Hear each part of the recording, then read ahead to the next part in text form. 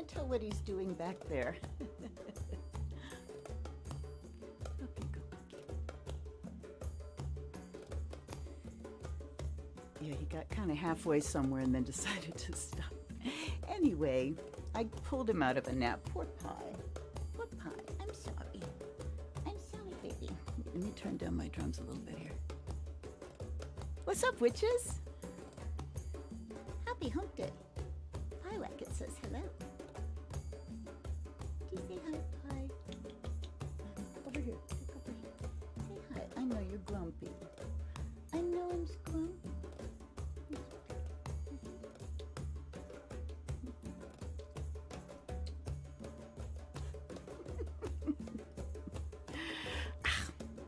Okay. What's up, witches? How's everybody doing? Welcome to my channel. It's me, Luna the Zen Witch, for some live stream readings for the signs tonight. Hello, Becca. Hello, Tavia. Hello, Debbie. Woo! Everybody's here. Yay! Please check in and say howdy. Join the circle. I am sitting here. It's been a nice kind of cold, partly cloudy day. Actually not cold. It got up to 64. I stayed inside today. Feels cold to me. If I went outside, I wouldn't be cold anymore. But she's behind a cloud right now, but I have the drapes open so I can look up and see the moon through the treetops because I can see her again. Enough leaves are down that I can actually see the full moon again. So happy me. Hi, Stephanie. Welcome, sweetheart.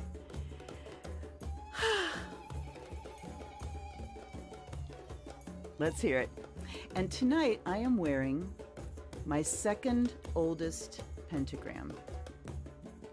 This is a woven pentagram that has, as you can see, the crescent on either side of the central stone, which is a lapis lazuli. So this came from a store called the Eye of the Cat in California. I think it's in Los Angeles. Pretty sure it's in LA. And in, I believe it was March of 2020, right at the kickoff of the pandemic, they had a terrible fire and thought that was going to be the end of it. Well, I just was catching up with them, and it seems that they are rebuilding. I haven't seen a grand opening yet, but that, you know, it's a storefront, so their website is still as old as it ever was and pretty rudimentary, but you can go and check it out. It's eyeofthecat.net. They're also on Facebook. Fabulous, fabulous witch store. And they had two store cats that unfortunately died from smoke inhalation through that. So it was a terrible fire, and I know they're trying to get back on their feet, and what a wonderful resource they are. So if you're in Los Angeles or around there, Southern California, or, you know, keep an eye on their website or on Facebook so that you can get notices when they start selling and shipping things again, because they do ship. There he is. Bye, Pie. What do you think, Pie? The eye of the cat. The eye of this kitty. Hi. Hi, whack it. Over this side, bud. This, bud. Hey, bud. Hey. Uh-oh. Now he's going to get a toot. Anyway. So I have my beautiful pentagram from Eye of the Cat. I hope you check it out. Tonight, we are under a beautiful, beautiful Taurus moon. The moon is exalted in Taurus. What does that mean? There are, boy, I'm tiny. I don't want to be that tiny. There we go. I'll move the candle forward in a little bit. But anyway, Taurus, every planet has four different positions. There's a table of planetary powers, and there's the position of its dignity, which is in the sign that it rules, sign or signs that it rules. Detriment, which is the opposite to the sign that it rules, the opposite sign.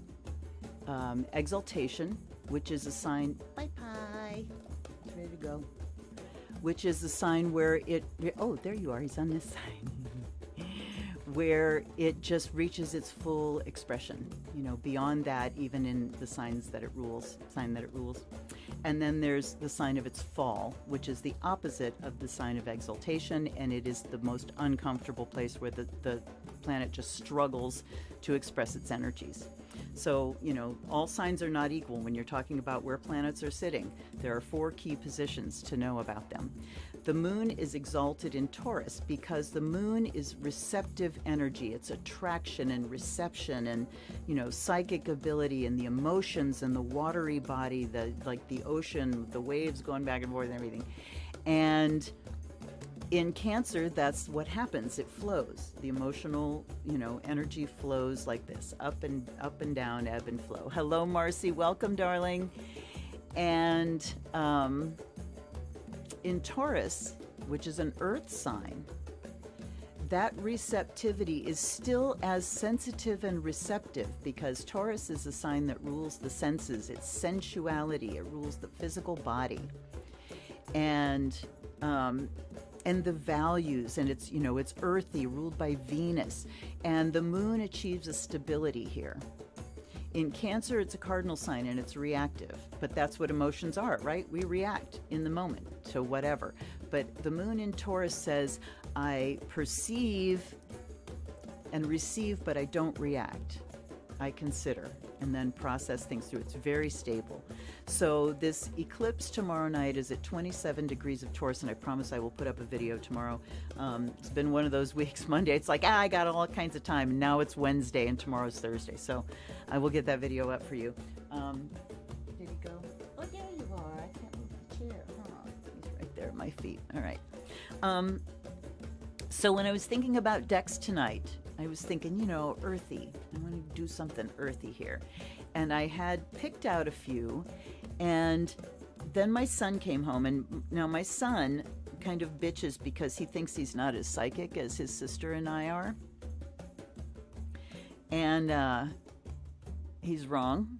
It's just not exactly the same way. He's Plutonian because he's got Scorpio rising, but he doesn't have the focalized Pluto like me and his sister. But he's got a Pisces moon, and he thinks he's not psychic. So he came home, he was out someplace, and I said, come here, tell me, you know, what do you think the theme ought to be tonight? And he's like, well, I'm thinking like something earthy, kind of. I'm like, okay, well, here's what's happening. And then he came up with like a couple of the decks that I was thinking of. And it's like, yeah, exactly. And one of them, he's like, what about tarot cards? And it's like, I don't know about for the sign readings, but for the collective at the end, I'm pulling out the tarot cards, so you've got something to look forward to there. Hello, Lisa, welcome. Okay, so here are the decks, and I will show you. I kept the boxes close so I can show you and you can recognize the Earth Magic Oracle. This is by Stephen D. Farmer. Then we have Animal Spirits by Susan Seddon-Boulet. Absolutely beautiful deck. She was an amazing artist. Then we have the Otherkin Tarot. Was Earth Magic again? I'll have to look in the books because it's like plenty of these were gift decks. I think this one was. I think that was. This was. Many gift decks. So this is the Otherkin by Siolo Thompson. And then we have the Hush Tarot by Jeremy Hush. We have the Forest of Enchantment Tarot by Lunaea Weatherstone and Meraylah Allwood.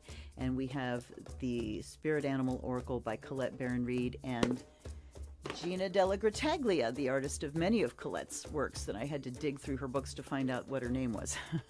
Anyway, oh, and I also have sitting here, this was my first pentagram. I told you this was my second one. This was my first one.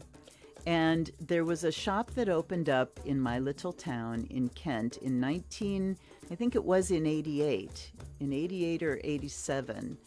And a friend of mine contacted me and said, hey, there's this new store. And I had just been saying, I need to get back on the path. I need to find some witches. And within a week, she was telling me about this new store. So I went in and I was looking at these necklaces, and there was this one, and there was a black one next to it. And of course, you know, I'm usually drawn to black, but I asked to see them. And as soon as she handed me the thing with the necklaces hanging, and they were hanging, you know, on like a velvet thing, so they were flat, lying on a cardboard velvety backed thing. And as soon as I looked at it, I immediately reached and turned it over for some reason. And there's the pentagram. So this one I wore while I was working at a medical school, and wore it up to the time of my initiation and beyond. But I was working with an evangelical Christian in the same office. So it's like, yeah, I was so happy to have a kind of surreptitious pentagram to wear.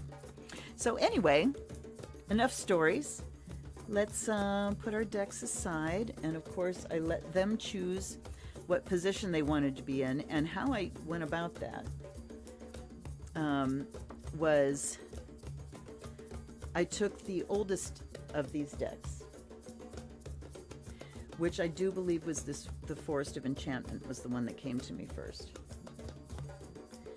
And I gave it first choice, what position do you want to be in? And it chose, and then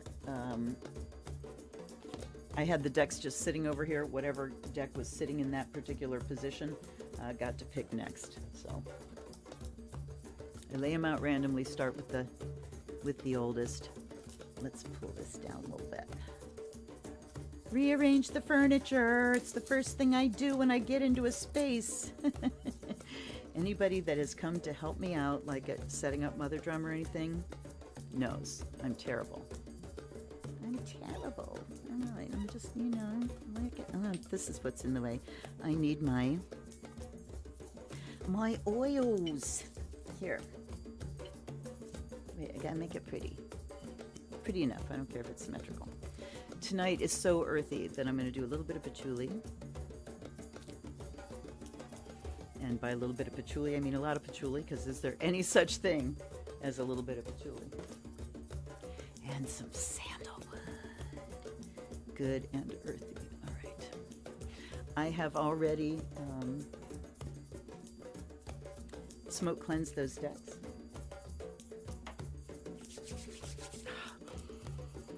Yeah, baby. Oh, actually, that's frankincense. That's not sandalwood. Hold up. Hello, Sherry. Sherry was the one that gifted me the Spirit Animal Colette Baron-Reid deck. So she's one of my gifters. That's lovely. Hello, hello. I'm a rearranger, yes.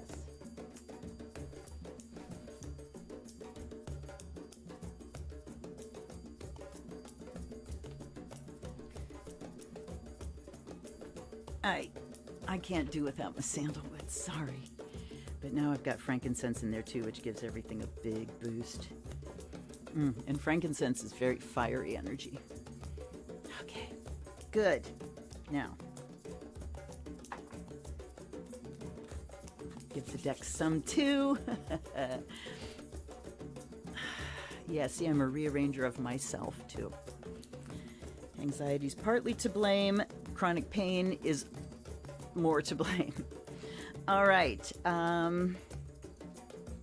Let's do our rearranging again, y'all. All right. Let's do our Astrodice.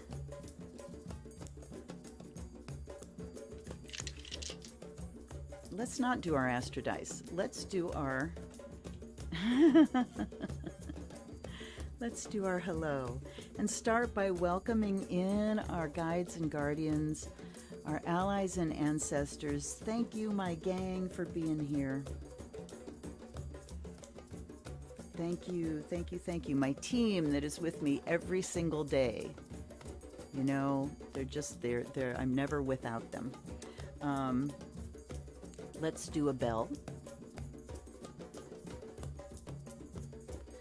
Let's do a grounding. So with the first bell, may it bring you into presence in your body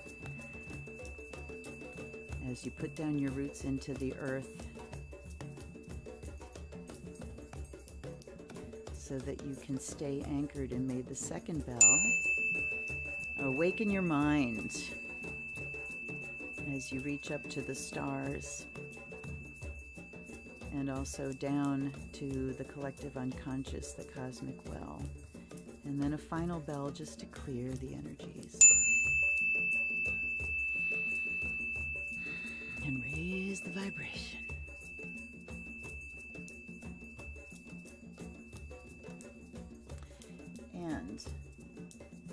team and my decks, I offer you this fresh water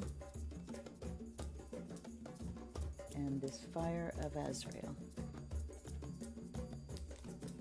Give them a quick run.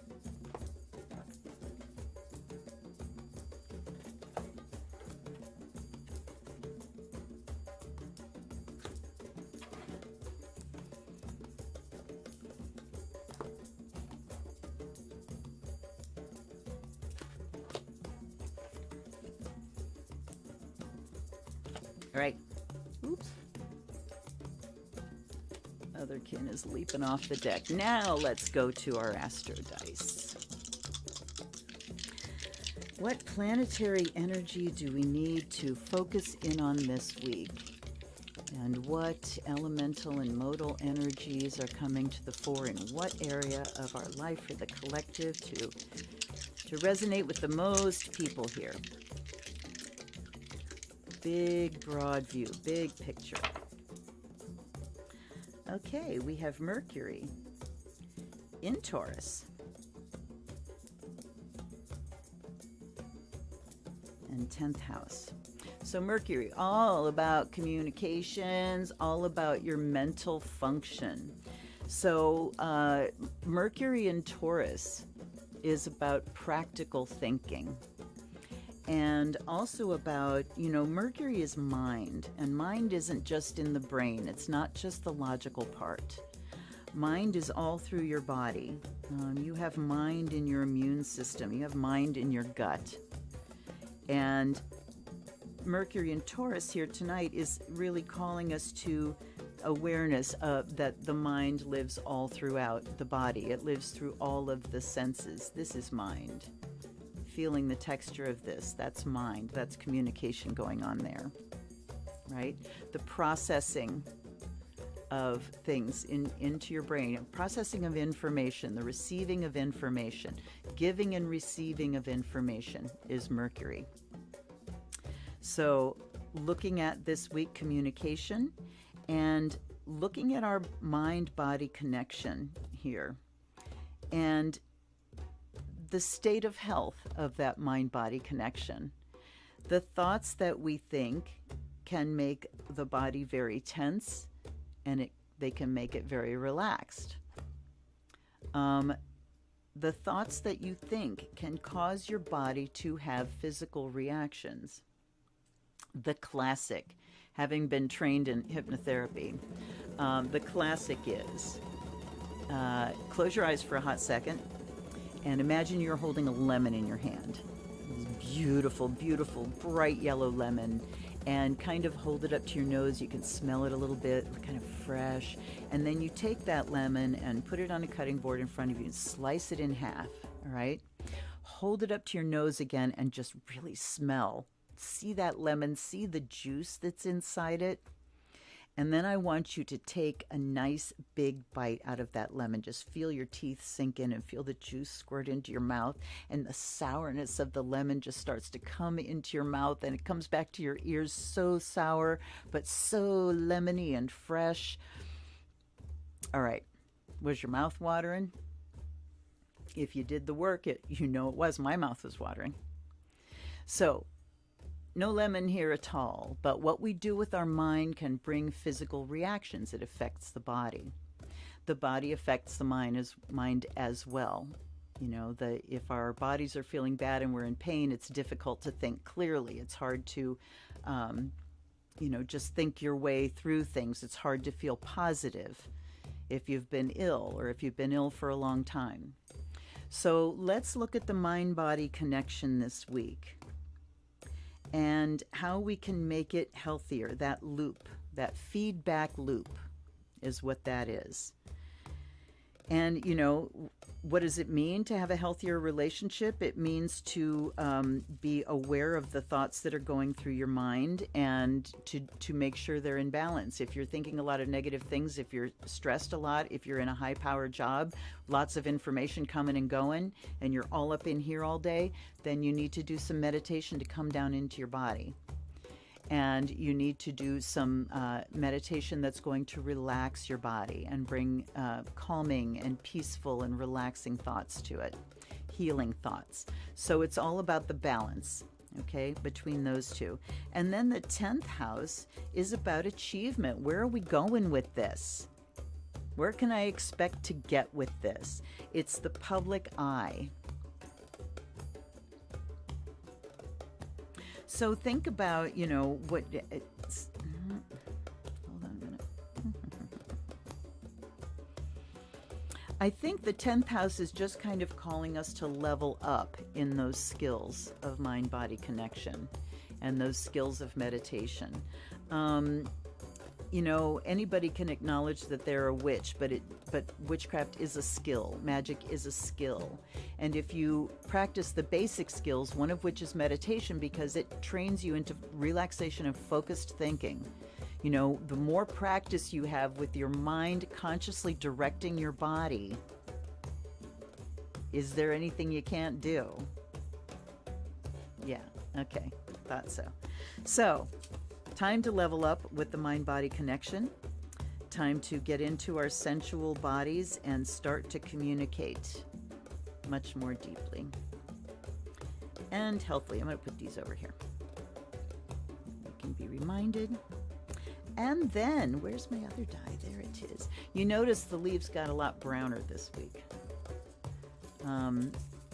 We still do have some bright color in the woods, but most of it is going brown. And like I said, there she is. I can see the moon through the treetops, so things are definitely changing. I'm going to put a soupçon of Isis energy there. All right, here we go. Scorpio, Scorpio.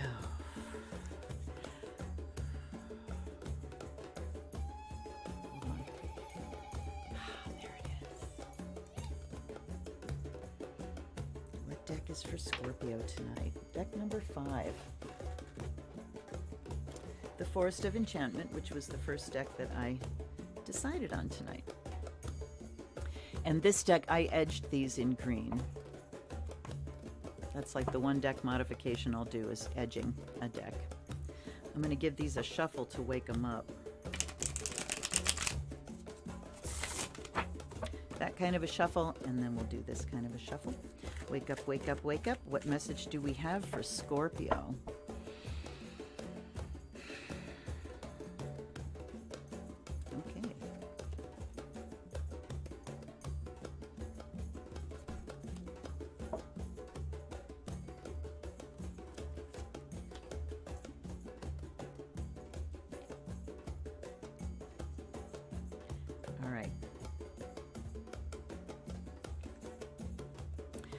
Weaver of Visions, the Liar, which is the Devil card. Hey, hello there, Scorpio. And the Three of Spells. So, spells are fire, visions are water. The Weaver, I think, is the Queen. I do have the books here, because I want to remind myself. Okay, the People cards. There's Child. There's Seeker. Okay, boons are pentacles. Visions are cups. Challenges are swords. And spells are wands. So we have the Seeker, and then we have the Weaver, and then we have the Keeper. All right. Good refresher. Weaver of Visions and the Liar. Okay, so Queen of Cups is who the Weaver of Visions is. And she talks about your psychic ability, Scorpio, and the Liar in the middle is something that you just can't let go of. You know, I'm all about the devil, Scorpio. It's obsession. It's things you can't let go of. So it's things that have more control of you than you have of them. And thinking about, you know, the Mercury coming up here, our broad context, think about your mind and what you're doing with your thoughts and what you might be obsessing over, what you might be really just dwelling on. The Three of Spells says it's time to release something. I'm looking at the picture here, and there are some wishes being made, some intents that have been set on fire, and they're being cast out into the waters. So, all right, let's see here. So Weaver of Visions wants you to connect with your feelings, and this talks about taking those thoughts that won't let you go and make a spell into them, so that you can charge them up and send them off where they need to go. If it's an obsessive thought about something in the past that really needs to be released and you need to be healed, do a spell around that. Please let me, glean all the information from this so that I may cleanly release it. And the Weaver of Visions, the Queen of Cups, is the one that has the sensitivity and, in touch with your emotional body to know what is kind of riding you. And the Liar here is telling you that you can't release, or something you can't do. This needs to be confronted, and then you need to take the emotions that are happening and the things, identify if you can, what the thing is that keeps yanking you back. What is at stake that is stopping you from releasing this out? And this doesn't have to be like an old trauma that you're releasing. This can also be your talents that you're releasing. Something that you have to give that you're just holding on to, and you're telling yourself there's a liar in your head saying you can't do this. But she knows better. She knows better. She feels it. She feels inspired by this. And emotionally, her vision is high. So we need to take that vision and we need to start crafting it into a spell so that we can convert the obsession into intent. All right? It's definitely time to put some things out into the universe and get them out of your head. What kind of spell? I think a fire spell would be good. Something that you can burn. It depends on what your spell is. If it's something that creative, fire is a great thing. If it's something that you want to destroy, fire is also a great thing. If it's an emotional thing, it's a great spell to throw it into water, throw it into a running river, maybe make a little herb sachet or something, throw it into the running river. Bury it in the earth. You know how this works with spells. So find the right kind of spell, get in touch with the emotional stakes. What is it costing you to hold on to something? What's it going to cost you to let go and finally give it up? Because it's time to unstick from the liar in your head, Scorpio. Sometimes that liar is just the darkness of your own thoughts. The whole quality of the room up here, All right. Sagittarius. What deck do you want tonight, Sagittarius? 3. Otherkin. This is an adorable deck. And this one, hold up. This one came from Rose. Rose True. And the Forest of Enchantment came from Delilah Mendoza. So I like to invoke the names of the people that give me gifts, and may those names be for a blessing.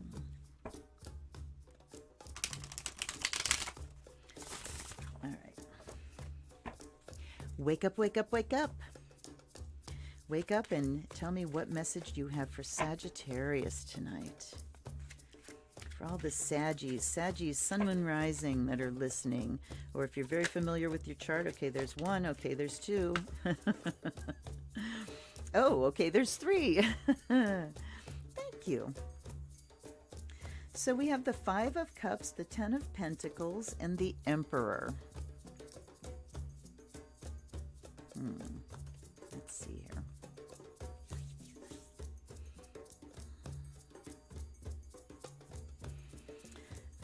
Cups, 10 of Pentacles, the Emperor. The Emperor says decision time, and time to acknowledge there's law at work here. The Emperor is about structure, about law, And what's the greatest law of the universe? The law of karma. So, but this is talking about earthly law.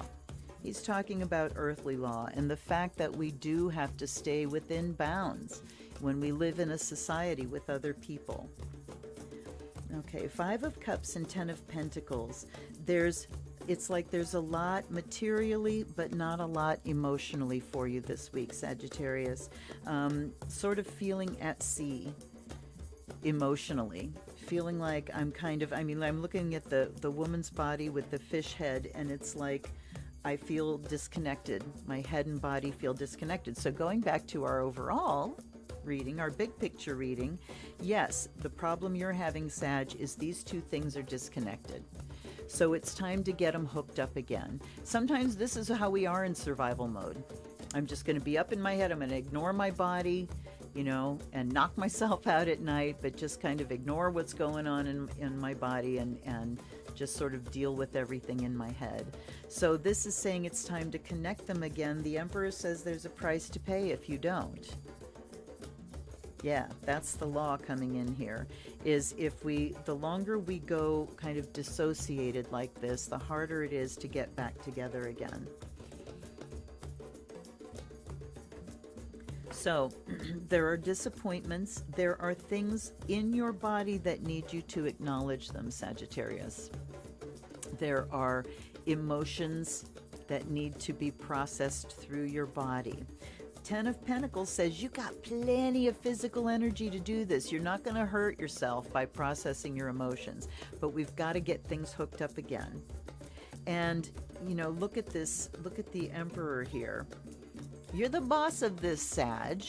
You can get through this. You're a fire sign. Come on. And you're mutable, so you can morph and change with the best of them. And I think these two together just say that everything materially is okay. The 10 of Pentacles is the one in the middle. So it says materially this week, we're good, but we need to take care of whatever's dragging you down emotionally. And do this in a decisive way. In an authoritative, decisive way is what the Emperor says. Okay, let me catch up here. Oh, Mercy talking about the bell. Yep, Taurus, earthy again. And hello, baby Joe. Welcome, sweetheart. All right. Pretty simple there, Sag. But again, you know, the sense I get with Sag here is it's external this week. You know, that you've got things going on internally, but we're not dealing with like the big deep, you know, big intense stuff. Just be on top of your feelings, acknowledge them. Don't be such as your emotions are saying, don't be such a stranger. Don't be such a stranger. So yeah, the body needs care. We just need to clean out and process the emotions. And then you're feeling powerful and authoritative this week. Be decisive. I haven't worked with the Otherkin. This is the other reason I really like doing this, is it's making me work with decks that I don't normally reach for. Capricorn. 4.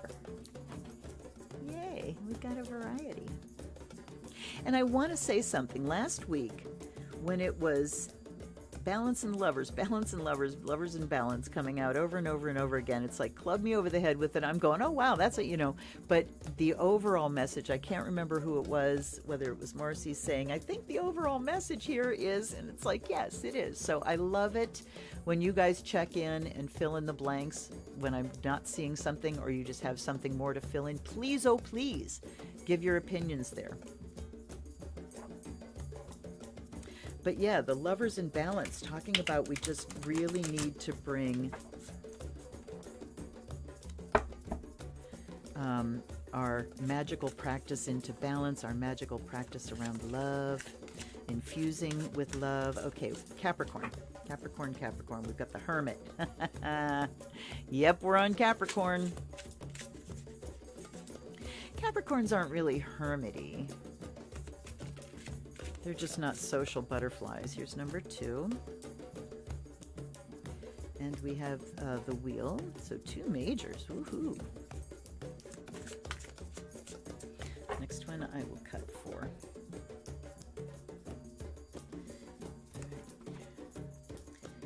then we have the Three of Pentacles. Okay, look at this beautiful deck, you guys. And one thing that I did on the description below, if you see, I have listed the decks, and below each one is a link to my unboxing for that deck. So if you want to see more of the deck and you haven't watched that unboxing, or you need to go watch it again, there it is, nice and easy. You're welcome. Okay. So the Hermit and the Wheel. Things are moving forward for you, Capricorn. You're feeling like you're coming out of your cave. All right. Wheel of Fortune, of course, Hermit just says we're been deep and internal, looking at internal things, shedding light on the psychological and karmic patterns of things, uncovering lessons. The Wheel says now things are, well, we're moving into Capricorn season soon, right? So once we get into Capricorn season, Three of Pentacles here says it's time to partner and collaborate. I feel like there's been a lot of collaborating kind of stuff come up for Capricorn in the last, like, couple or few. I'm not sure if my memory's that good, but I feel a vibe here. That, and this makes perfect sense because Hermit talks about solitude, doing things alone, and the Wheel says we are moving past that now into collaboration time, into time of hanging out with people. And, you know, Three of Cups is more the hanging out in a social way with people, and Three of Pentacles is more hanging out in a practical way, making plans, constructing something, starting to execute a plan with some people. And for this week, it could just be that you've kind of been on your own for a while, and that's changing. And, you know, if you're in the U.S., Thanksgiving's coming and you're going to have a meal with people. You know, Fauci came out and said you can safely, if you've been vaxxed and boosted, you can safely hang out with your friends that are vaxxed and boosted for the holidays. It's like, hooray, you know. We toughed it out last year. So it is time to come out of your little cave there, your little hermity ways, Capricorn. And it's not like you have to push yourself out. It's saying you're feeling pulled out. The wheel is turning. It's time now to emerge into Capricorn season. Okay. And the Three of Pentacles just really is about doing things that are practical, that are in the material and the physical. Of course, that could be having a wonderful meal. You look at these birds, they're feeding each other. This one is about to feed this one. So sharing a meal, sharing food, sharing resources, that's what it's about this week, Capricorn. And that, to me, you know, considering it's Thanksgiving week, that says that Capricorn, you're kind of in touch, you know? All right, Aquarius.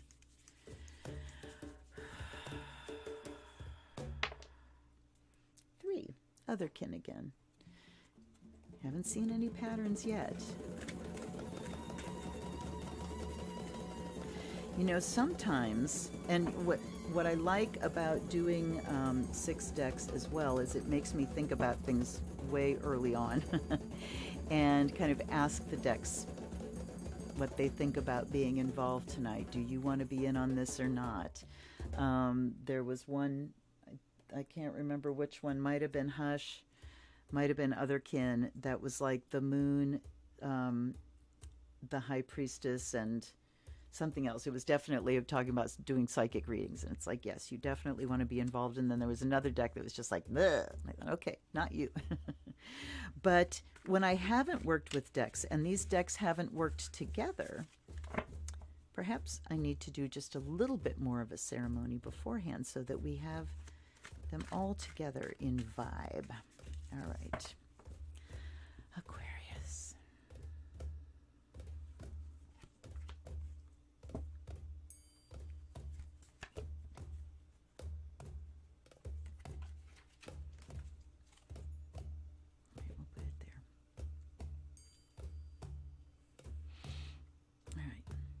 The Fool, King of Cups, and Queen of Swords. Ooh.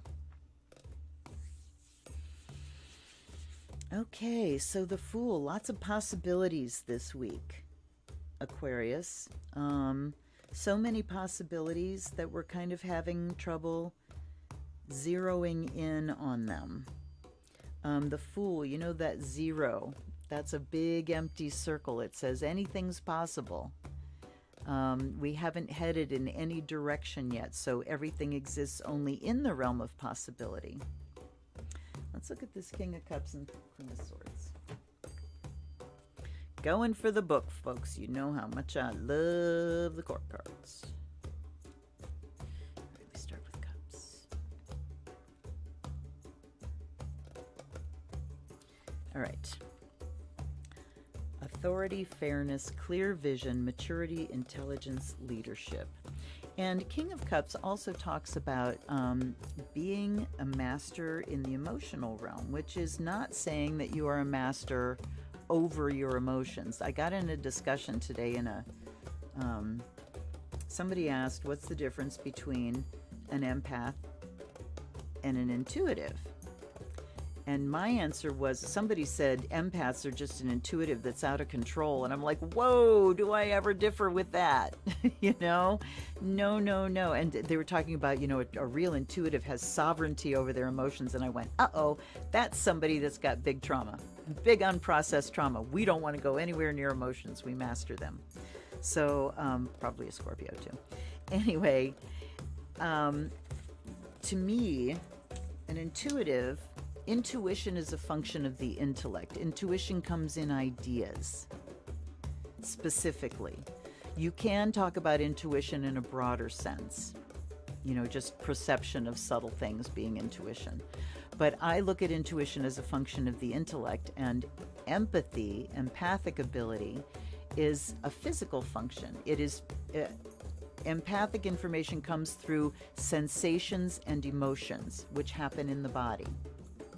So that's how I differentiate the two. So the King of Cups talks about mastery of emotion in the sense that they don't rock my world. You know, I can go through big emotions, I can process stuff, I understand what emotional energy is, and they inform me, but they don't run the show. So with all this possibility this week, Aquarius, you need to check in emotionally and see what your emotions are telling you. What do you know, okay, about what you want to do with the week that's coming up here. And then we have Queen of Swords. I just like seeing in this deck what that's the King. Okay, the Queen, keywords are fairness, good judgment, intelligence, independence, insight, and reliability. Fairness, good judgment, discernment. She also shows up to me as the wounded woman. But we've got intellect, we've got emotions that inform but don't run the show, and we've got keen discernment here. And those two things this week will help you to take this anything's possible, what the hell do I want to do, and hone in a little bit. It's also saying, I mean, the Fool can also say, just kind of kick out the jams and have some fun this week, right? The Fool says, I can do whatever I want to do. All possibility, right? I can do whatever I want. So maybe it's a week to kind of go zero and forget any big plans that you have and just kind of spend some playtime, but do it with discernment and with you know, making choice about what's going to make me happy this week. What am I going to find fulfilling this week? But the Fool also indicates a new start. So I think we can hit the reset button this week. You can feel like your emotions are kind of not at the forefront, not rocking you around. And the Queen of Swords says that my awareness is keen this week. Not lost in the clouds or in emotions at all.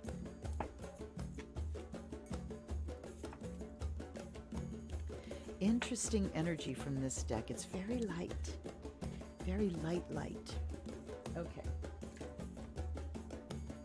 Pisces.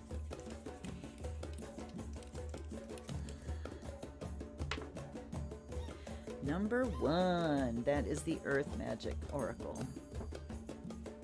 Okay, Pisces.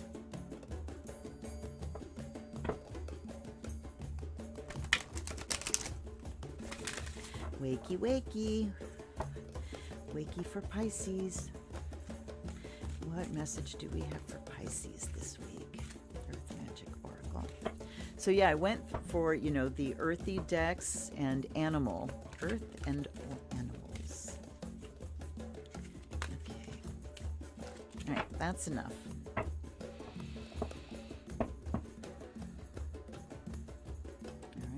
They're splitting in multiple places, so I'm going to be a little more careful.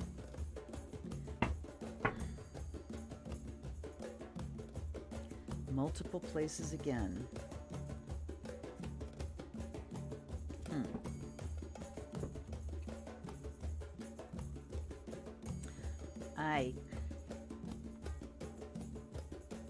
Ceremony, fire, and autumnal equinox. Well, we certainly have pegged the season.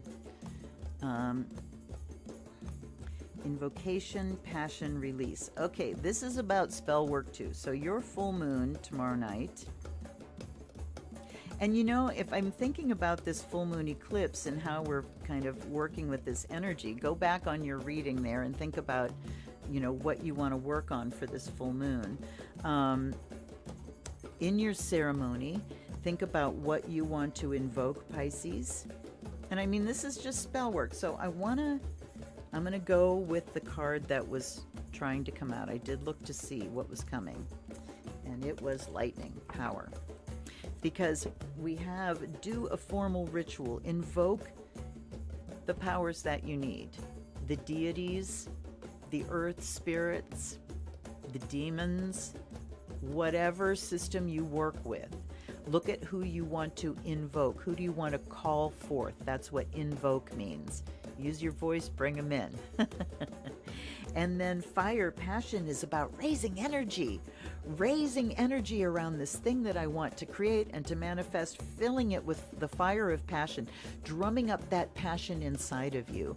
When you're doing spells, you know, this thing about spells where I'm going to write this thing down and roll it up and just kind of do it, and there the spell is done. When you're a super practiced witch, yes, that works.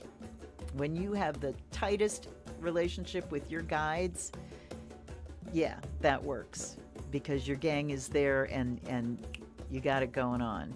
But if you're not all that practiced and you've got a big thing that you need to do, and even if you are that practiced, you can do this. You have to drum up the emotional energy. You have to bring up the passion inside of you. You have to feel what it's going to feel like when it's happened. And then, even more important than that, is you have to release it all. If you don't fully release a spell, it can't go out there and work for you.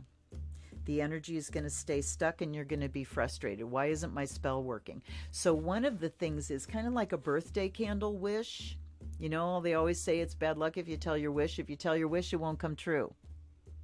Don't go tell everybody about the spell you did the next day. Shh. Shh, shh, shh, shh. Keep it quiet. You know why? Because if you start talking about it, you're pulling it back. You are pulling it back to you. And anytime you find yourself thinking about that thing that you want, just stop and say, it's released and I trust the universe to bring it to me. Thank you. You know, just release it again, re-release, so that it can be out there doing its work for you. And what are we working on? Power. So there's something here, Pisces, where you need a big hit. You need a big smack of power. And that's what you need to be generating for yourself tomorrow.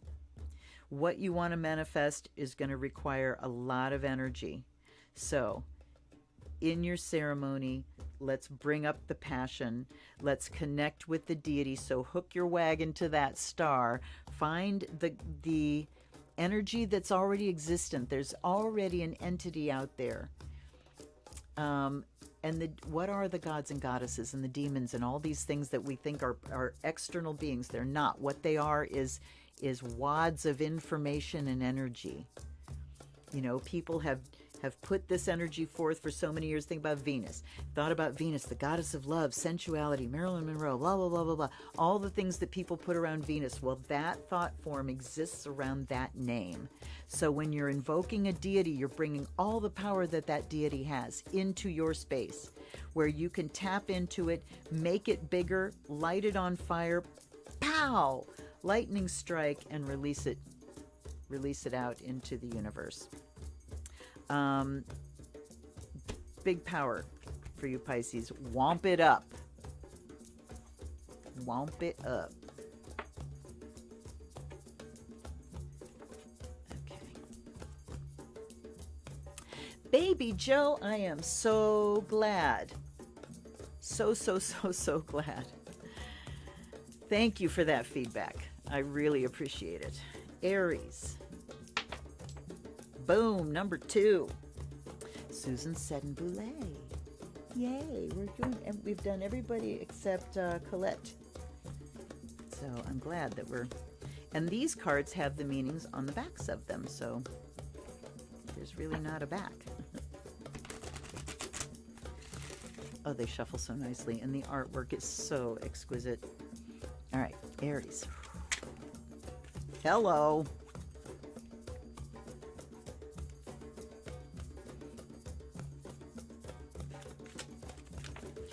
Hello. All right, they're flying out.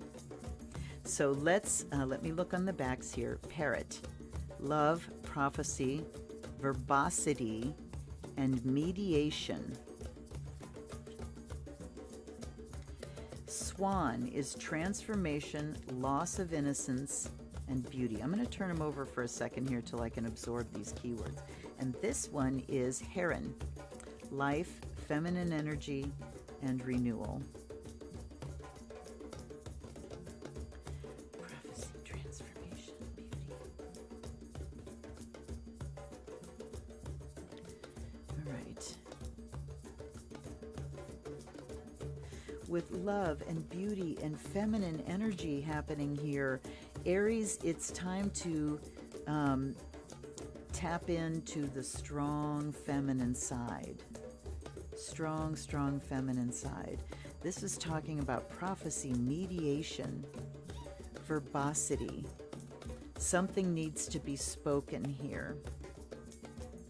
What you need needs to be spoken. And Swan, again, is about transformation, loss of innocence. And this is feminine energy. All right. And renewal. Just trying to get them to take hands here. This is the risk when you're pulling out decks you haven't worked with in a while. Okay, so the parrot. What does a parrot do? Talk, talk, talk. And notice these are 3 birds. All right, so let's look for the big patterns. 3 birds, Aries, time to take flight this week. Time to lighten up, time to lift up. And we had love and beauty and feminine divine. Time to go for the sensual pleasures this week. Time, this can talk about just, parrots talking. Think about talking. Having a conversation with someone. What else did it say? Love, prophecy, verbosity, mediation. Okay, so the verbosity mediation stuff, talking about maybe talking to someone and working something out with them, that something gets worked out this week if you are willing to sit down and talk and do it with love and do it with beauty. The situation can be transformed here. So you bring transformative energy and bring what you know, but again, bring it with the words of love, with the voice of love. If you can mediate rather than confront what's going on, then things can be transformed. And think about the swan and the tail of the ugly duckling and how they're so ugly when they're little, in some people's opinions, and then they go into these graceful white birds, which are assholes, by the way. So we can transform. And prophecy, this one too, Parrot says that you know more and can bring it to the table and mediate and talk something through and transform the situation. And then this one is life and renewal. And then we have a renewal of friendship, a renewal of relationship, a renewal of whatever context we're both operating in. Okay? All right. I think that's what I've got from there. Interesting. It takes a while to, it's funny, takes a lot more time to get to the message with this, and then the message is pretty clear and succinct. So, fascinating, the different voices that different decks have. All right, Taurus. Taurus, where this eclipse is going to be. Hello to the newcomers. I'm so glad you're here. And we have Susan Seddon-Boulet again for Taurus. Okay, animal spirits for Taurus. What message do we have for Taurus? On this, their hot lunar eclipse. Full moon in Taurus. What do we have? Notice they weren't leaping out like they were with Aries.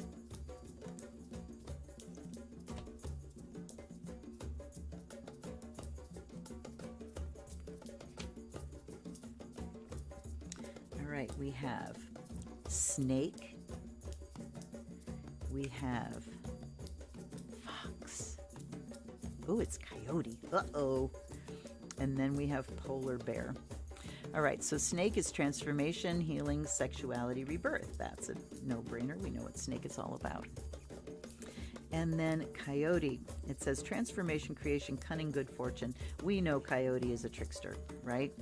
We know coyote is here to stir shit up and keep you on your toes.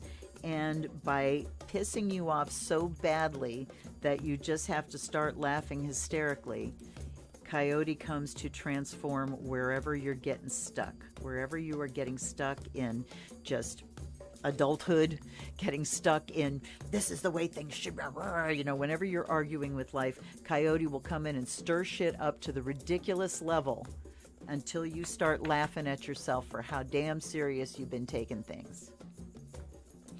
All right, polar bear, power, wisdom, peace. All right.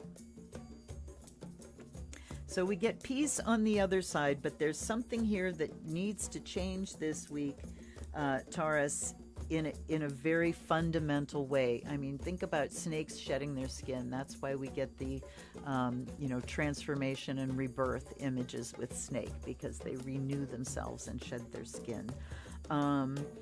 And think of the Ouroboros too, the serpent that bites its own tail. A cycle is coming to culmination here. A cycle's coming to culmination. It's time for you to recognize it. It's ripening. So you're going to get smacked with something this week that I feel like it's going to really piss you off on the front end. And as you dig in, your Taurian heels and get stubborn, coyote is going to stir some shit up to where you only have one choice. You just have to start laughing at yourself and let it the fuck go. All right? And then you find your power. So your power lies in being able to laugh at yourself, in being able to let something go in the beat of a heart. You know, you're digging in, and then it's like, oh, you know what? I'm being in, and just poof, let it go. Let it go. That's where your power lies. But you're only going to get there through some coyote action this week. You might get through it quicker if you can acknowledge that, oh yeah, this is coyote fucking with me. They're going to fuck with you this week. I put that in another tarot group. A woman was talking about a card disappearing. She did a reading for somebody, put the cards together and put them away, and they were discussing the reading again, and she got them out and was laying out to where somebody else, or somebody was consulting about a reading they did, and she got out the cards and the card was missing. And she said, it's just gone. And all she did was do the reading, put it back in the thing, and put it away. I have, when my guides are fucking with me, something will disappear, and it's like I look and I look and I look and I can't find it anywhere. Cliff can't find it, and if Cliff can't find it, he finds shit. And then it'll show up like in the middle of my desk, or like fucking in the middle of the bed with nothing else, just like in the most ridiculously obvious place. And I will stop and go, they're fucking with me, and they are. Why are they fucking with you? Because you need to lighten up. Because you need to lighten up and do a little, you know, just have a little bit of fun and laugh at yourself, okay? Therein lies your power this week, Taurus. All right. Gemini.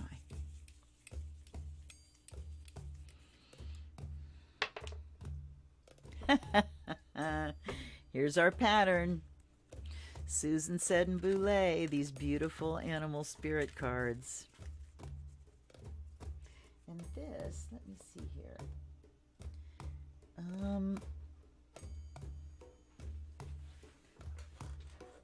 Maybe this isn't the one.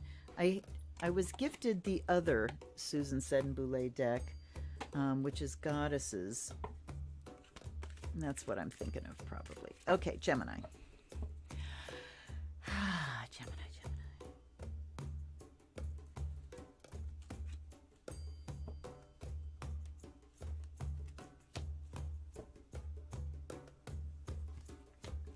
Doing it this way so I can kind of get in touch with the meanings first.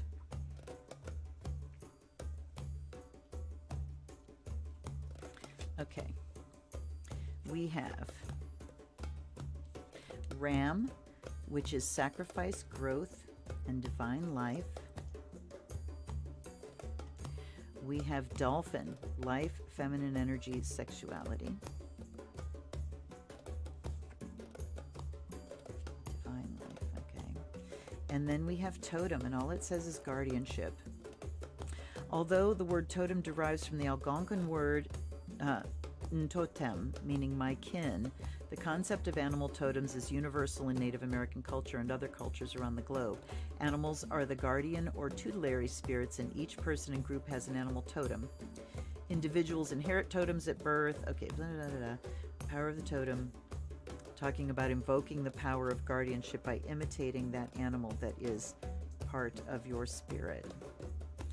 Okay, and Ram again, sacrifice. So it talks about the ram being an animal of ritual slaughter. And so what that says is that this animal was deemed worthy, you know, of being a sacrifice. Rams are fertility, you know, male sheep, rams, as well as billy goats. Ooh, boy. They're on it. They are on it. So there's sexual energy.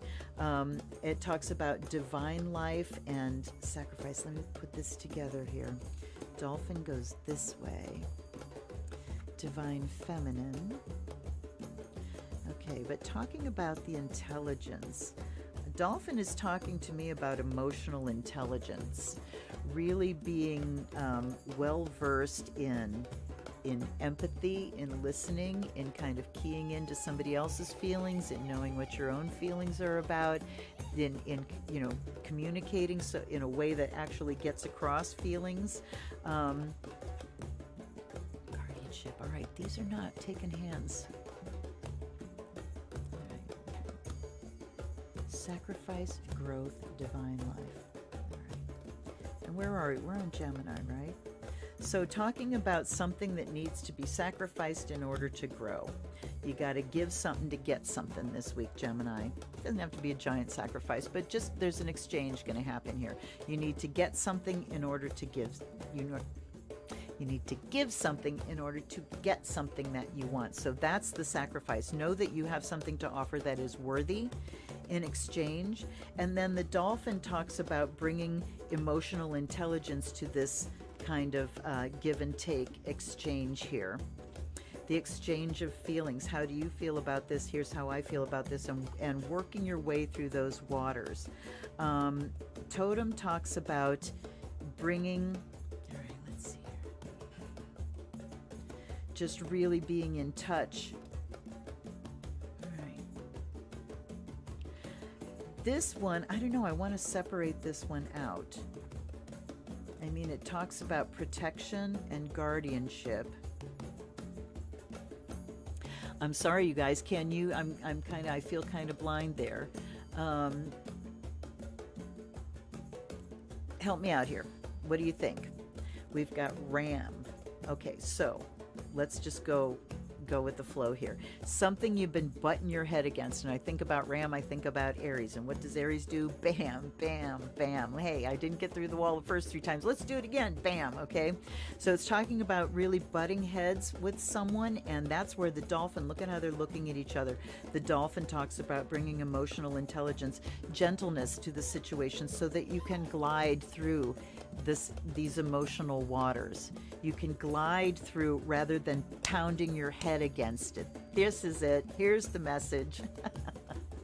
Rather than battering your head against whatever it is you're trying to negotiate, time to get a slip into the emotional waters a little bit more and give and take until you get there, until you get it worked out.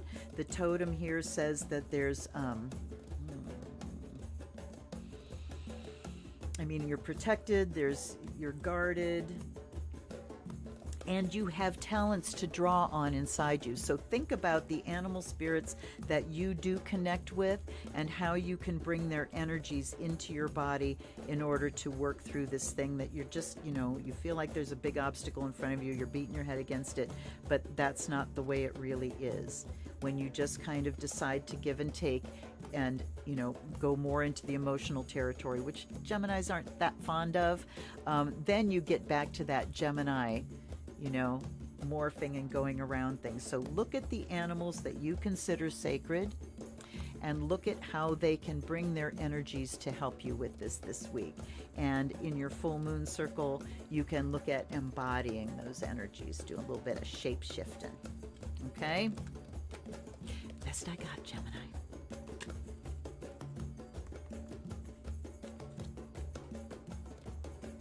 Hey. Cancer.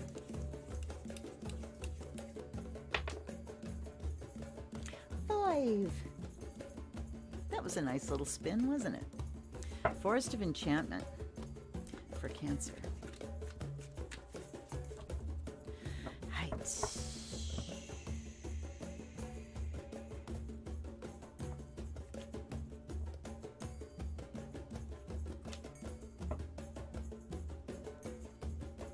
Oh, that one wants to come off, and that one is where I cut the deck, so let's see here.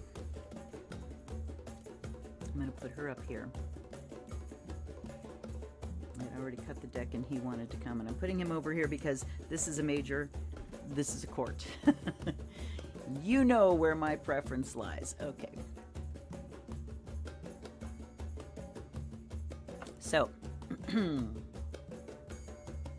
Five of Boons is the Five of Pentacles. It talks about really hunkering down and dealing with a shortness of resources this week.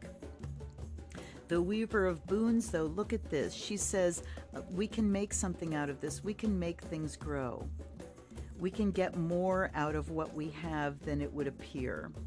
So Five of Boons, Cancer, says that we're dealing with a little bit of a poverty mindset here, feeling a little bit abandoned or maybe a little sorry for yourself when you look at what you think other people have versus what you have. Because the Weaver of Boons in the middle is the green thumb. That's the Queen of Pentacles. She's saying, anything you hand to me, I can make into something more.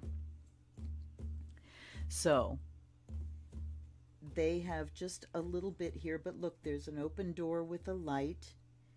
They're hunkering down out here when they could go ask for help. That's one skill. But the other skill here is just, you're a Cancer. You can make things grow.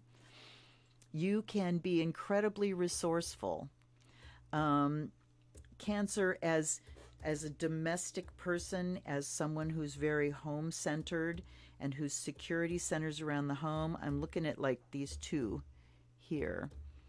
And it talks about really focusing on your home and the abundance that you already have, addressing this feeling of lack, of not enough. And then the Wise Woman is here, which is the High Priestess.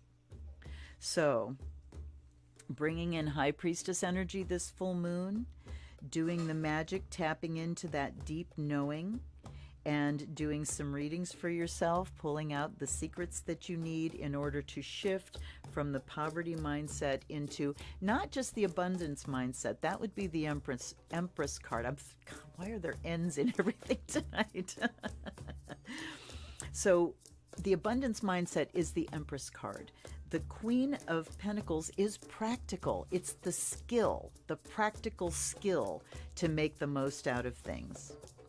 So if you're feeling like you don't have the skills you need, it's time to look into those, look at how to manage your money a little bit better. But the Wise Woman at the end here says this really is a shift in mind. It's a shift in mindset. And you have to recognize the skills that you have. And then we have the Keeper of Boons here too, which is the King of Pentacles. And he says that you actually do have what you need. You actually do have what you need as far as your resources go. You just need to use them properly, use them with the skills you have, and address this poverty mindset that is a hangover from the past. Maybe the recent past, but it's a hangover. Okay? And the Wise Woman also says, just reach out to Spirit, you know? Ask for help. Why Sesame Street is coming in my head, I don't know, but I have a lot of Sesame Street songs that go through my head. So, all right, Cancer. Leo. Where are my Leos? Bam. 3. Otherkin. Right, Leo.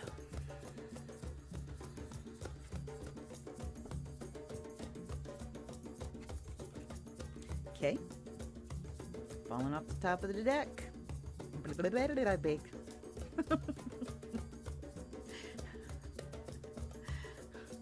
Don't know. I don't even ask because I don't know, you guys. I keep wanting to put them over there, but I want them in view. All right. Queen of Swords, the Fool. Those are repeats. And then we have 3 of Pentacles. That's a repeat too. But you notice we don't have those stunning patterns like we had last week. So these decks, I'm thinking they haven't made friends quite yet. So Queen of Swords we know is about discernment. Let's look at the Fool in the middle, talking about taking off on a new adventure, starting off on something new. Watch where you're going. Queen of Swords is looking this way this time. With the other one, don't remember who I was reading. Aries, maybe. She was looking away, you know, looking to the future. Now she's kind of in the past position and looking to the Fool here. And so it says you need to be very discerning this week before you make a leap in anything. No leaps of faith here.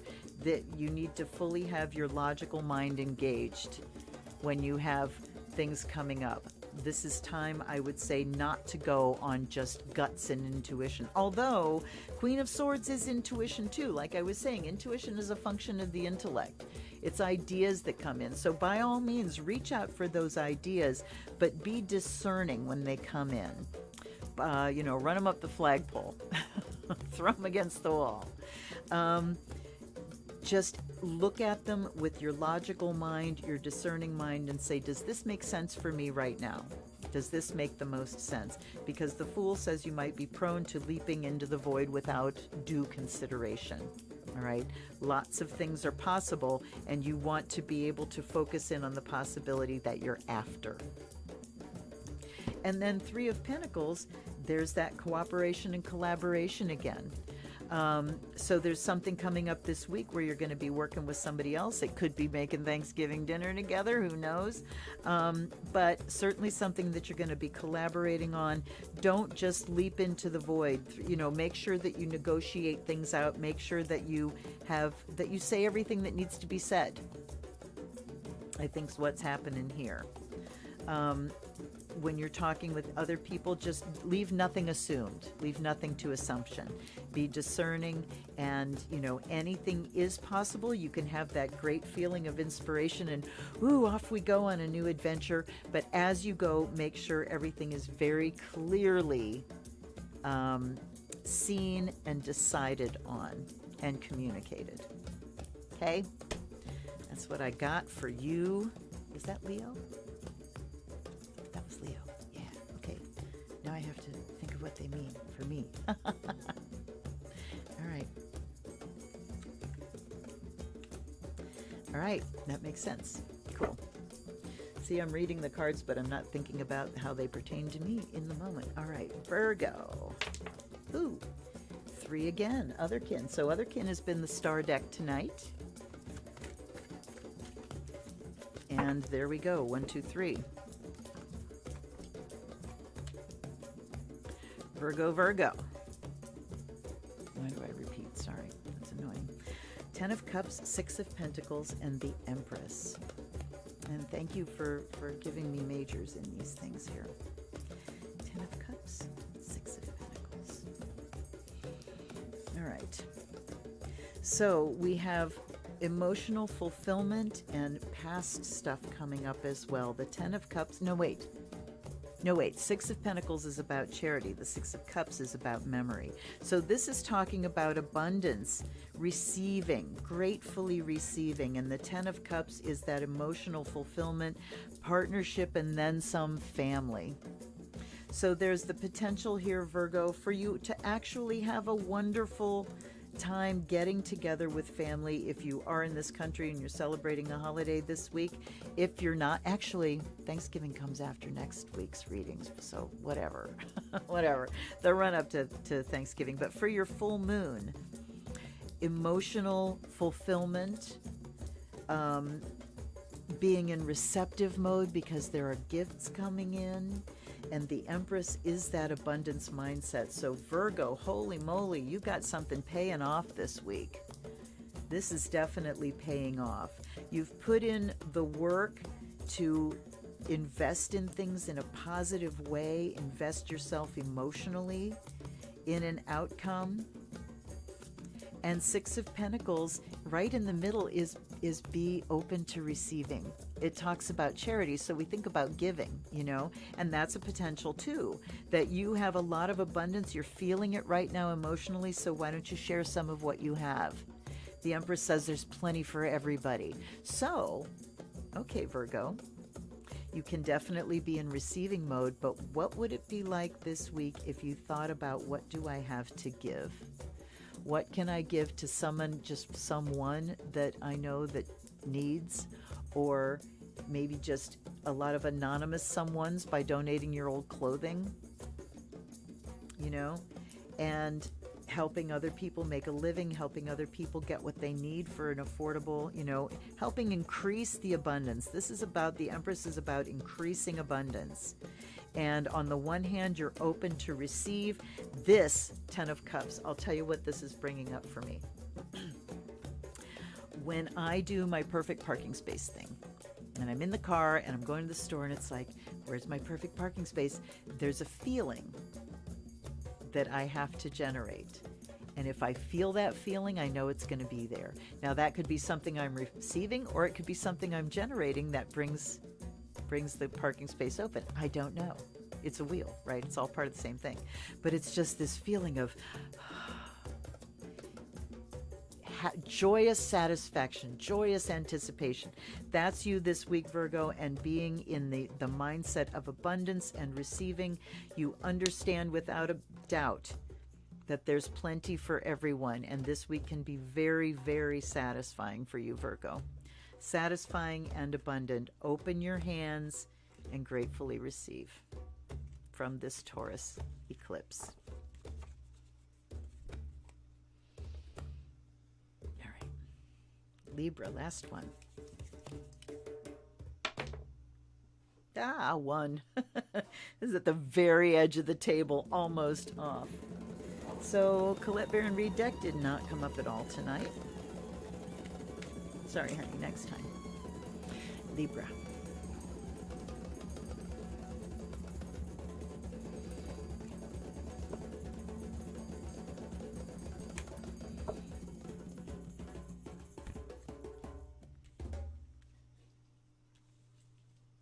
I find that the less time I find thinking about it, I've told you this many times, that I visualize the glyph for the sign.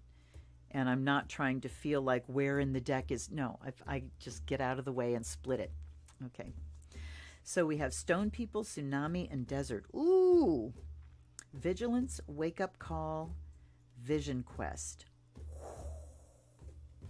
Wow. Okay, something big is going to move this week for you, Libra, that has been stationary for a long time. Stone people, parked. This can be an attitude, this can be a situation, this can be just the vibe of your life, but feeling like things have just been, and you've been like vigilant, you know, what's happening, what's coming. So this This idea of sort of looking out, holding still, holding very still, and then the tsunami comes, which is a wake-up call. So something comes pushing through your life this week, Libra, that is going to definitely shake you out of your stagnant place, your resting place, your lead butt place. And then we have Vision Quest. So this to me, and look at the tsunami rushing over the desert here.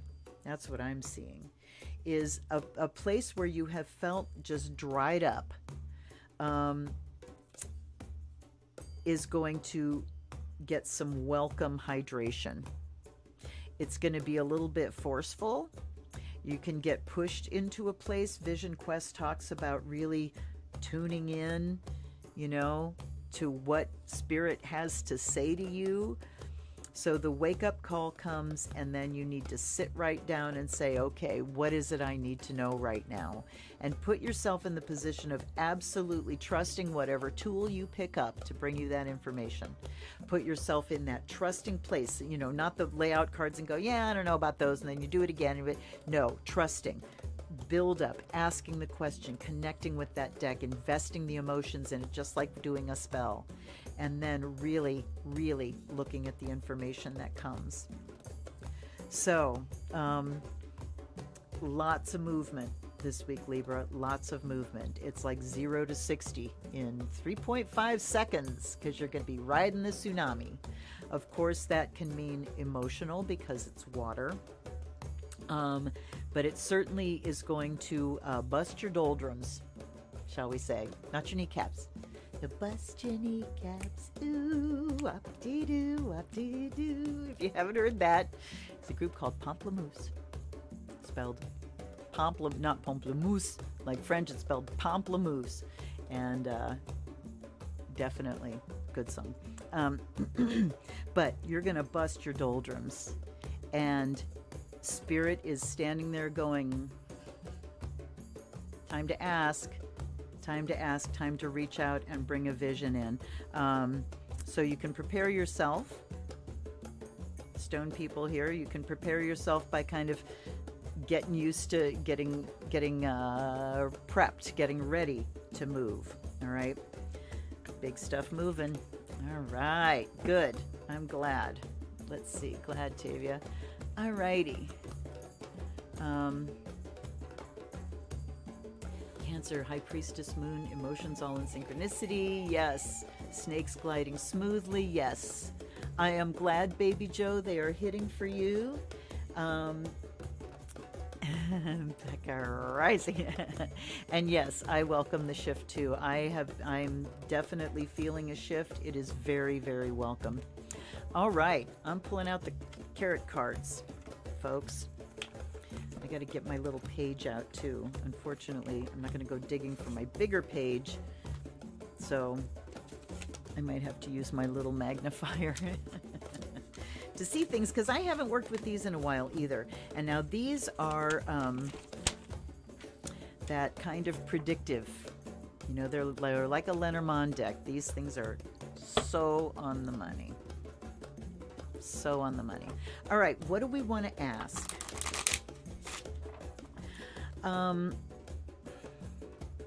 I want to get topical.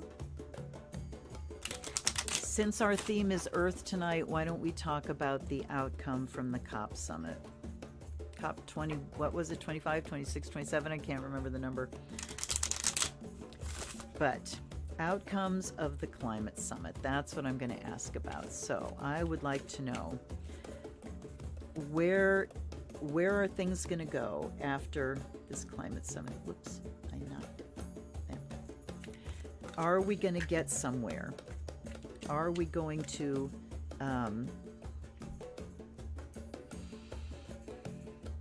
will there be improvements, and how fast? They wanted me to stop shuffling, and I'm just going to take them off the top here.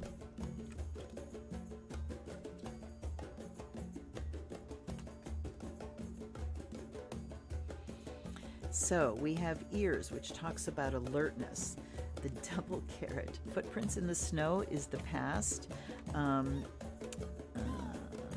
Double carat is what? 13. Yes, the mystical. I knew it was something about mystery or the mystical. So, talks about having to be alert. Footprints in the snow talk about looking to the past. What do we, our alertness is kind of in the present. We need to be vigilant to what's going on. We're going to have to keep people's feet to the fire.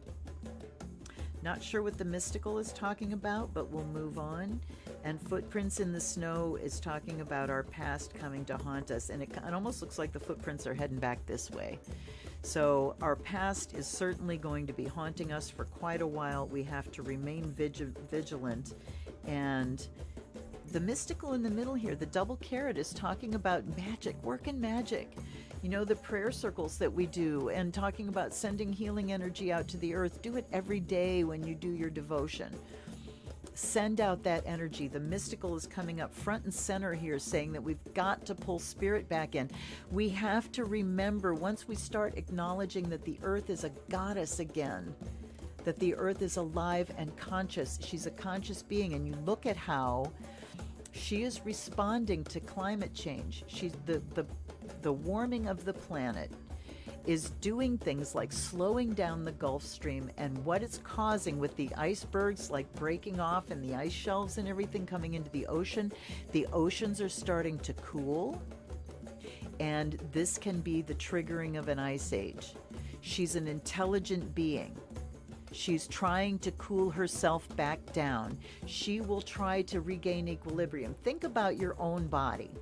If you are in a general state of good health, what your body tends towards is equilibrium. What it seeks is equilibrium. You go one way, your body wants to heal that. You need to have equilibrium between all of your systems in order for things to run well. Well, the planet is seeking equilibrium herself. And we can help that with the energy that we generate. And I'm not being woo-woo there. It's true.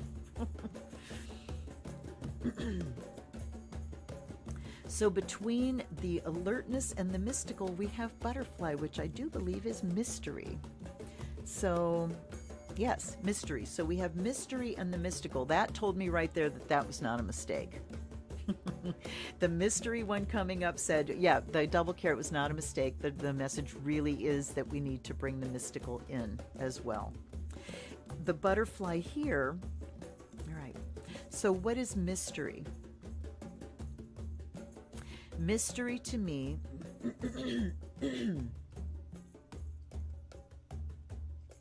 means lessons that can be learned but can't be taught. Mystery are those experiences that you have that shift something inside of you. And when you try to put it into words and tell somebody about it afterwards, it is impossible and it sounds stupid and you feel like you sound like a kook, So mystery are things that we know they exist. We know we can tap into them. I'm not going to convince anybody. It's not measurable, but it's there. I experienced it. I know it's real. So this talks about being in that experience, being alert to the energies around us, how the earth herself and her creatures is talking to us. How are they talking to us? They're telling us what they need. We can feel this. We can connect in that way that is a profound connection. And we can use our mystical practices, our devotion, our beliefs, our magic. I'm looking at my magic candle here. Our magic in order to bring things forward. Now we have the mystical and the past, and then we have the cows, which is, I think cows are acquaintances. Let's see. Casual friends. Yes, these are casual friends. So let's see. The mystical and casual friends from the past. I'm going to take the last card to see how this plays out here. The burrow is safety, being safe at home. So This talks about going to people in your past, reconnecting with some of these casual acquaintances, and maybe putting the message out to them too. Looking on Facebook to connect. Were you with any kind of, earth spirituality kind of groups in the past? Mum drummers? Did you ever come to Mum Drum? Maybe, reconnecting with those kind of people. I may take a hit on the cows there. Okay, hold on. The mystical and the past. It's also talking about looking at, science and the cycles that the Earth has been through, the ice ages that they've been through, looking at those patterns and cycles and seeing what we're due for. We're certainly due for the sun popping off. We've had some CMEs and geomagnetic storms this week. I'm kind of dubious about my suspicious observers guy. There was a picture of him with a Let's Go Brandon t-shirt. I don't know if he was being a smartass because he's done things like that before or not. But anyway, oof. But the burrow talks about safety, being good ending. Okay, good ending, happily ever after is the meaning for that card.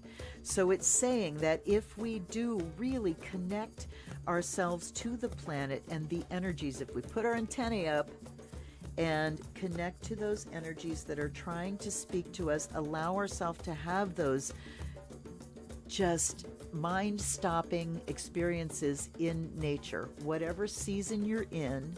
It's like the snow we had on Monday. It was just, open yourself to those experiences, direct them with your spirituality. Put the call out mentally to people from your past, casual acquaintances, to come back in, to create a bigger network of people working together. And the burrow down here. Okay, this can also be talking about, think about the question, Luna. This summit, people getting together, these casual friends. They're political, sometimes political enemies, but they are casual friends because this is the group of people that is working together on this. So it says that they can get together, that there was an accord, but we have to stay vigilant. All right. Eyes and ears open, staying vigilant. There are relationships from the past here that are going to bring us forward. And I think that might be, Joe Biden and his experience and people that he is well familiar with, that they're working together. And then we have a happy ending. I'm not going to go any further than that. Okay. Very interesting. All right, friends, I'm so happy that you decided to hang out with me. If you would like to support this channel, there are numerous ways. You can go down, send me $1 or $2 for a cup of coffee. You can join my Patreon for $3 a month. You can send me a deck from the wish list. And if you do, send me a question so I can read for you. That would be awesome. Let me give you a preview of what's coming up. Tomorrow's Thursday. On Friday, I am unboxing Priestess of the Light Oracle. It's a beautiful deck. And then here are the other ones. This is a hoot, a thing called the Book of Answers. You just crack it open and you get an answer. There's this cute little thing called the Curious Cat Club, playing cards and oracle deck. Then I have the racial slur oracle cards. Let's call those the Roma oracle cards. We have Under the Roses Lenormand. We have the Fairy Tale Lenormand. We have the Wizard's Tarot and astrological oracle cards. And then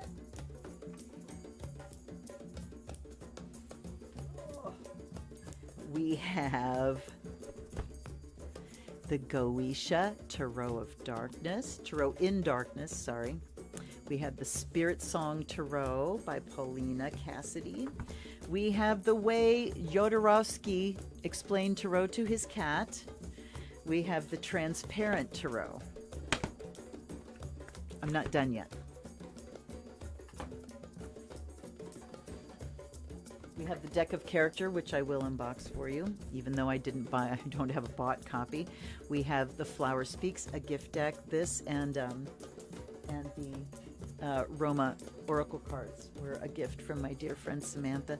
The Flower Speaks, Seasons of the Witch, the Yule Oracle. We have the White Witch Tarot, and we have the Beauty of Horror Tarot. So, bunches of decks to get through, and I'm really looking forward to them. Hey, Absinthe, thanks for popping in and giving me a heart. Thank you, Becca. Good night, dear. Thank you, Marcy. I hope you guys have a spectacular week this week. I hope you really have a wonderful new moon or full moon ritual Friday.